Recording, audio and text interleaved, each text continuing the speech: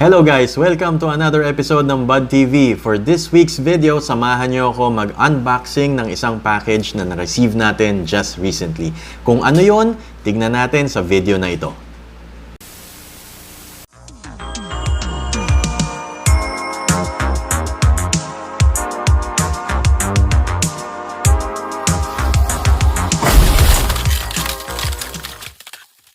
So guys, welcome to Bud TV. As what I've said dun sa ating intro video, mag-unbox tayo ngayon ng isang package na na-receive ko just recently.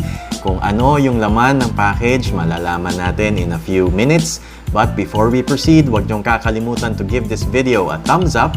Comment down below for any questions, comments, or suggestions. And huwag niyong kakalimutan to subscribe to Bud TV if you haven't subscribed to the channel yet or if bago ka pa lang dito. And also, click the bell icon to get notified on our future videos para updated kayo sa lahat ng videos na meron tayo dito sa ating channel. So kung ano man yung nilalaman ng ating package, ito yung package, papakita ko sa inyo. Samahan nyo ako para may unbox natin at sana meron kayong mga matutunan dito sa i-unbox natin na video. So tara na, huwag na natin patagalin tong video na ito. Tingnan natin kung ano yung nilalaman ng ating package. So here we are, magbubukas na tayo ng ating package that came from the mail, and this is a very special package na nakuha ko, and I'm so excited na nakakuha na rin ako ng ganito, and I'm going to share it with you guys. So eto na, buksan na natin. This is a catalog of the 1992 to 1995 Honda Civic EG hatchback and Honda Civic Vario 4-door sedan. This is a catalog that came from Japan, and of course, ito ay Japanese. So, ang writing nito ay Japanese at hindi natin siya maintindihan. So, ano ba ang pinagkaiba ng Honda Civic sa Honda Civic Vario? Kasi marami tayong mga nagbubuo na bagong enthusiast dito sa ating Honda Civic EG, no, itong 5th generation Civic natin, na medyo naguguluhan at confused sila ano bang pinagkaiba nun. So basically, I just wanna inform or just wanna let you know na ang difference lang naman niya is yung hatchback, ang tawag lang talaga is Honda Civic, or as what others or karamihan ng mga enthusiasts na sinasabi is Honda Civic EG hatchback. So when sinabi naman kasing Vario, ang Vario is a terminology na galing talaga sa Japan, na ang ibig sabihin doon ay yung variant nila na 4-door Civic. So yun yung sedan. Yun yung 4-door variant. So, yun yung pinagkaiba ng Civic hatch tsaka sa Civic Vario 4-door sedan. So, bigyan ko lang kayo ng few more informations dun sa ating Honda Civic hatchback that came out noong 1992 to 1995 dito sa Philippines. It came out with a single overhead cam, 1.2-liter engine na non-VTEC at siya ay carbureted pa. Ito ay merong non-power steering, meron siyang manual door windows, meron siyang manual side mirrors, and siya ay naka-steel rims.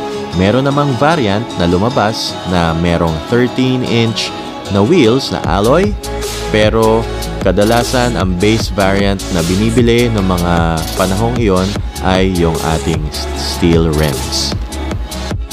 So, umusog naman tayo at dumito naman tayo sa ating Vario variant. Ito yung Vario, which is yung 4-door sedan na sinasabi ko. Sa 4-door sedan dito sa Japan, okay, merong dalawang versions na lumabas ang sedan or yung Vario. Ito yung tinatawag natin na EG8 at yung EG9.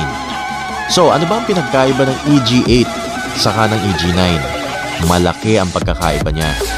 So, ang EG8 kasi is yung standard na single overhead cam, 1.6-liter VTEC engine, okay, na merong upuan na tinatawag sa atin na floating headrest.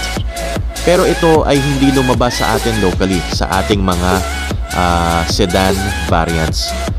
Kasi dito sa Pilipinas, ang lumabas ay DX variant, LX variant, and ang ESI.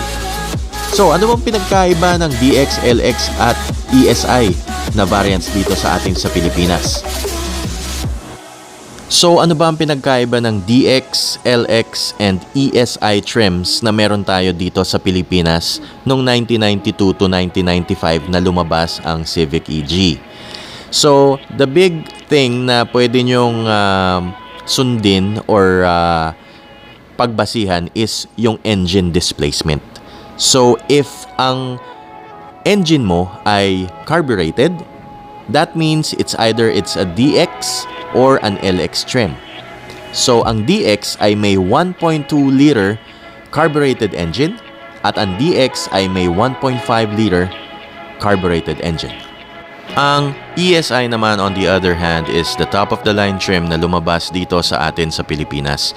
Ito ay may 1.6 liter SOC engine, that is a single overhead cam engine, which is EFI din at the same time. Fuel injected na siya, hindi na siya carbureted, at all power na ito. Power steering, power windows, power door locks, power antenna, and power side mirror. If titingnan nyo naman yung JDM variants na dito sa magazine, napaka-diverse ng mga variants niya. Pero ang most significant na variants na meron dito ay ang EG8 at ang EG9. Ang EG8 na variant ay single overhead cam engine lang. And meron itong basic interior, which is very unique naman at the same time sa EG8 and EG9. So, ang EG8 ay may single overhead cam engine na VTEC.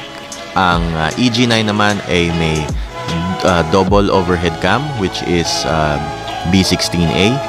And meron din siyang kakaibang interior, which is SIR1 and SIR2 interiors. Ang hatchback version naman sa Japan ay meron ding diverse variants. Merong EG4, EG5, and EG6.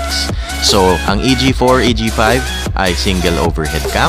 Ang EG6 ay double overhead cam, which is the B16A engine. At meron din silang pagkakaiba sa interior, which is yung SIR1 and SIR2, which is yun yung mas mahal. So, ayun. Natapos na natin ang ating unboxing and unpackaging nitong napakagandang Honda Civic EG Catalog Magazine. Okay, so dito na natatapos yung ating episode for today. I hope you guys love this video. If you do, just give it a thumbs up. Comment down below for any questions, comments, or suggestions. And huwag nyo kakalimutan to subscribe to Bud TV. Also, click the bell icon to get notified in our future videos para updated kayo sa ating mga uploads. And so, by the way, I just want to take this opportunity to make some shoutouts dito sa ating mga viewers sa ating channel. And ito yung mga nag-request sa atin dun sa ating premiere video last weekend dun sa ating Civic EF hatch. So, if you want to be included dun sa mga shoutouts natin every week, just be active dun sa ating live comment section pag meron tayong live na premiere video. So, eto, I just want to make a shoutouts kay Boss 3KB, kay Boss Tata Dragon. Ginigreet niya ang Opeñano family at ang Noot family. Shoutout po sa inyo. Kay Boss Mar Shabal, shoutout po sa mga taga San Pablo City. Salamat po sa pagsuporta sa Bud TV. Thank you sa panonood ng ating video. And lastly, i-shoutout ko rin si Chef Lenz. If you are craving for home-cooked meals na delivered right at your doorstep, just visit their Facebook page and check nyo na lang yung kanilang mga menu. And I'm pretty sure na magugustuhan nyo. So just go to their page and maraming salamat din, Chef Lenz, for your support. So, sana nagustuhan nyo yung episode for today at meron kayong natutunan sa mga different trims and models ng ating Honda Civic EG. And thank you sa panunood. Kung nakaabot kayo dito sa part na ito hanggang dulo, the best kayo. Maraming salamat and kita-kita tayo sa susunod na video. Stay safe and God bless everybody. Maraming salamat. Bye-bye!